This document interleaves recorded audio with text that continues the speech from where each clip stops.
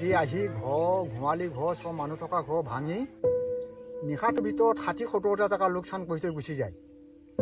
যেতিয়া মই নেমু বাৰীখন লগালোঁ আজি 5 বছৰ দিনে হাতী ইয়াত সোমাব পৰা নাই বাৰীত।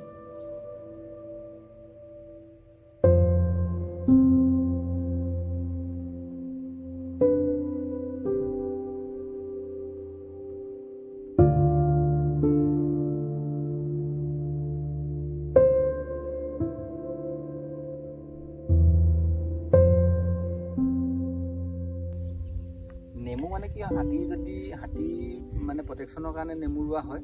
মানে ছিংগুল লাইনত ৰুব নালাগে, মানে 3টা লাইনত ৰুব লাগে, মানে জিগজাগ লাইনত ৰুব লাগে। মানে পেৰেলেলি ৰুলে হাতীটো সোমাবলৈ মানে সুবিধা পায়।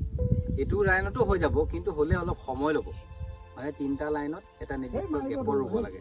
আৰু তেতিয়া কি হয়, হাতীটো খুব কম সময়তে 3 বছৰৰ ভিতৰত এটা ডাঙৰ বাউণ্ডেৰী হ'ব, এটা টাইট মানে বেৰা নিচিনা হৈ যাব। তেতিয়া হাতী সোমোৱাৰ কোনো প্ৰশ্নই নাহে।